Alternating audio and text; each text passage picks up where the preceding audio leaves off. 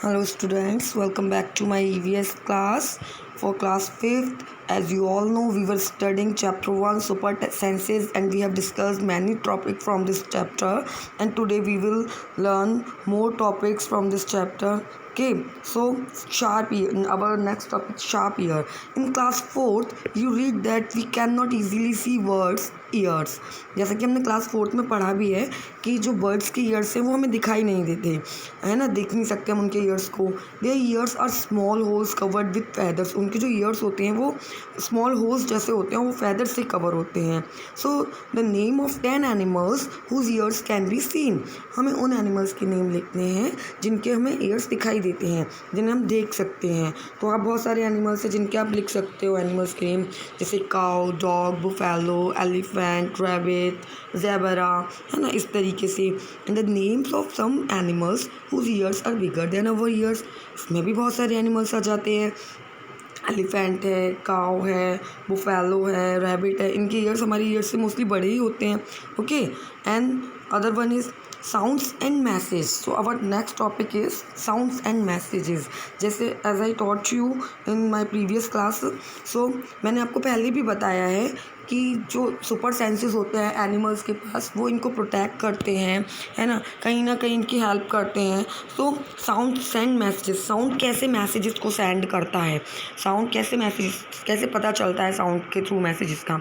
So a high up on a tree a langur warns other of danger like a tiger और leopard. So जो tree के ऊपर जो लंगूर बैठा होता है वो अपने फ्रेंड्स को डेंजर से कैसे बताता है. डेंजर इट मीन्स उनके ऊपर जो और स्ट्रॉन्ग एनिमल्स होते हैं वही उनका डेंजर होते हैं, है ना. ऐसे थोड़ी कोई गन चलाएगा तभी उनके लिए डेंजर आएगा. ये इस तरीके के डेंजर से तो क्या करता है लंगूर, अपने ट्री के ऊपर बैठ के वो इस तरीके की साउंड निकालता है जिससे उसके फ्रेंड्स और उसकी फैमिली को पता चल जाता है कि यहाँ कोई डेंजर है, जिससे वो अपने आप को प्रोटेक्ट कर पाते हैं. The langur does this making by special warning call. और लंगूर एक स्पेशल वार्निंग कॉल निकालता है जो कि वो उसके फ्रेंड्स को ही पता होती है कि ये हमें प्रोटेक्ट करने के लिए ऐसा कर रहा है ना, जिससे कि वो अलर्ट हो जाते हैं. और next one is bird also give alarm call to warn about the danger. Words भी इसी तरीके के अलार्म्स कॉल क्रिएट करते हैं डेंजर से बचाने के लिए. Some words even have different sounds for different kind of danger. कुछ वर्ड्स क्या करते हैं अलग अलग तरीके के साउंड्स क्रिएट करते हैं अलग अलग तरीके के डेंजर से बचने के लिए. For example there is a different warning call if the enemy is coming from the sky. उनकी अलग वार्निंग कॉल होती है अगर स्काई से कोई डेंजर आ रहा है, और अगर ग्राउंड से कोई डेंजर आ रहा है तो उनकी अलग वार्निंग कॉल होती है. So they made a different warning calls. Okay, and fish give alarm call by electric signals. Fishes क्या करती है कि इलेक्ट्रिक सिग्नल वो निकालते हैं, इलेक्ट्रिक सिग्नल्स देती हैं ये अपने आप को डेंजर से बचाने के लिए अपने फ्रेंड्स को. So some animals start behaving in a different way when an earthquake और storm is about to come. अगर आने वाली अर्थक्वेक और स्टॉर्म के बारे में सब कुछ एनिमल्स ऐसे होते हैं जो अलग अलग बिहेव करना स्टार्ट कर देते हैं. People who live in the forest and can observe such behaviour of animals come to know of the danger. जो लोग फॉरेस्ट के आसपास रहते हैं वो इस चीज़ को ऑब्जर्व कर पाते हैं कि अगर ये एनिमल इस तरीके से बिहेव कर रहा है इट मीन्स कहीं ना कोई डेंजर आने वाला है, तो उसको वो जान जाते हैं. इन दिसंबर 2004 few tribes that live in the forest of the Andaman island notice that the animal behaving in a different manner. मतलब जो 2004 में जो सुनामी आई थी, है ना, वहाँ पे क्या होता, अंडमान और के पास कोई अंडमान जो आइलैंड है हमारा, वहाँ पे रहने वाले जो ट्राइब्स थे उन लोगों ने नोटिस किया कि अब जो एनिमल हैं वो अलग अलग बिहेव करने लगे डिफरेंट मैनर में, अलग अलग तरीके से. तो दे गेस्ड सम डेंजर. उन्हें लगा कि कोई ना कोई खतरा ज़रूर है. So they move away to safer part of the island. मतलब उन्होंने क्या मूव करना स्टार्ट कर दिया, वहाँ से दूर जाने लगे. Soon after the island were hit by a tsunami but these people were saved. लेकिन कुछ ही टाइम बाद वहाँ पे सुनामी का अटैक हुआ, है ना, सुनामी जो आई थी हमारे यहाँ उसका अटैक हुआ. तो जिससे कि लेकिन जो एनिमल्स थे उन्होंने इस तरीके के साउंड्स क्रिएट किए, बिहेव किया, जिससे कि लोगों को पता चल गया, वो अवेयर हो गए और वहाँ से दूर हो गए, जिससे कि वो लोग बच गए. Okay. So dolphins also make different sound to give message to each other. Dolphins भी अलग अलग तरीके के साउंड्स क्रिएट करते हैं बच्चों, अलग अलग तरीके के साउंड्स निकालते हैं जिससे कि मैसेजेस देने के लिए एक दूसरे को। Scientist believe that many animals have a special language of their own. इस बात को साइंटिस्ट भी मानते हैं कि जो एनिमल्स हैं उनकी अलग अलग स्पेशल लैंग्वेज खुद की होती है जिससे वो अपने आप को प्रोटेक्ट कर पाते हैं। So can you understand the sound of animals and which animal? क्या आप किसी एनिमल की साउंड को समझ सकते हो, और समझ सकते हो तो वो कौन सा एनिमल है, नाम बताओ।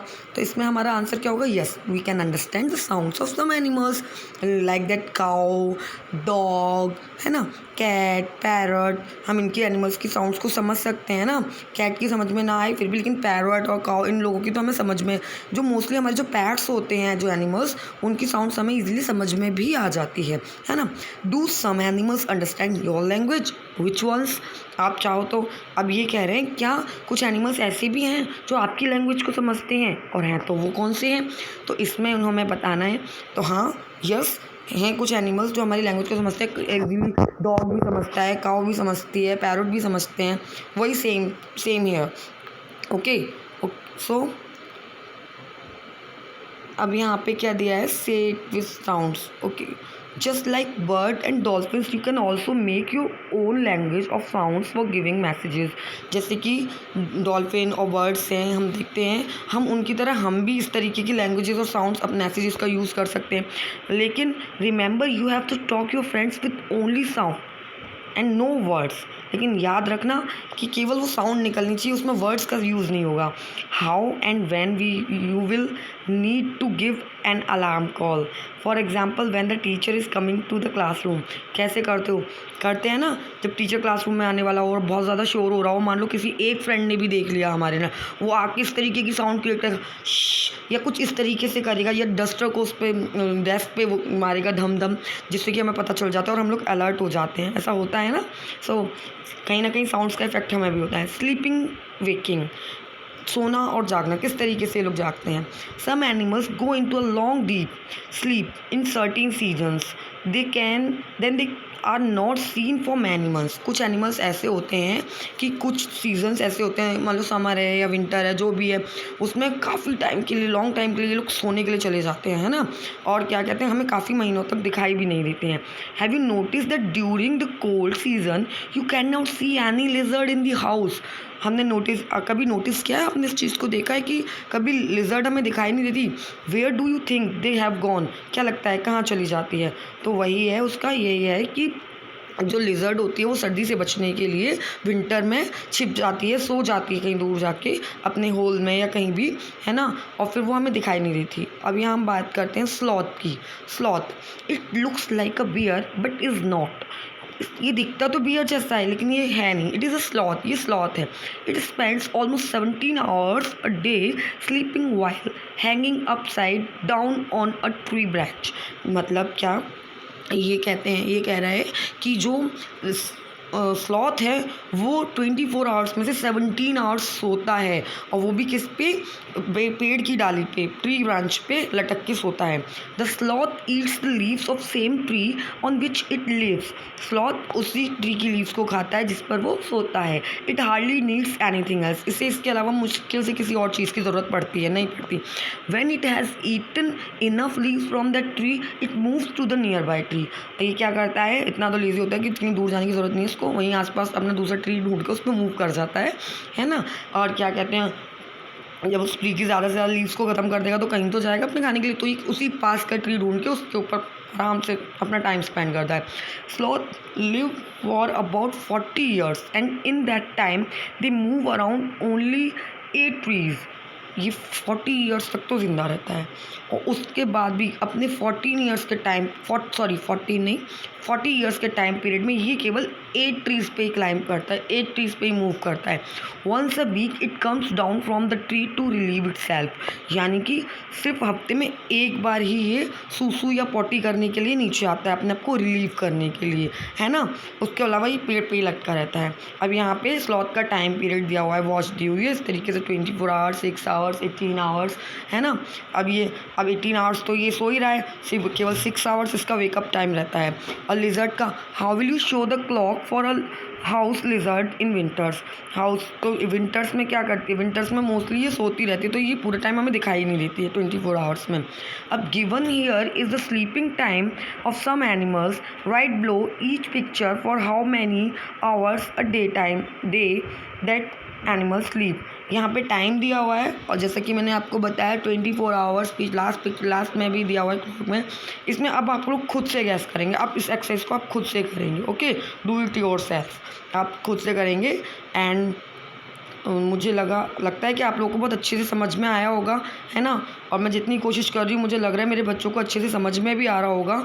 अगर आपको कोई प्रॉब्लम है तो आप क्लास में भी उसको पूछ सकते हैं, ग्रुप में जो आपको क्वेश्चंस हैं उस तरीके से क्वेरी कर सकते हैं, या आपके माइंड में जो भी क्वेश्चन आ रहा है उसको आप रूटीन में अपनी नोटबुक में भी लिख के रख सकते हैं। जब भी हम आपसे मिलेंगे तभी हम आपको उसके आंसर्स देंगे। Okay, till then stay home, stay safe, keep learning, and we will meet in our next video with more topics from this chapter. Till then, bye, thank you.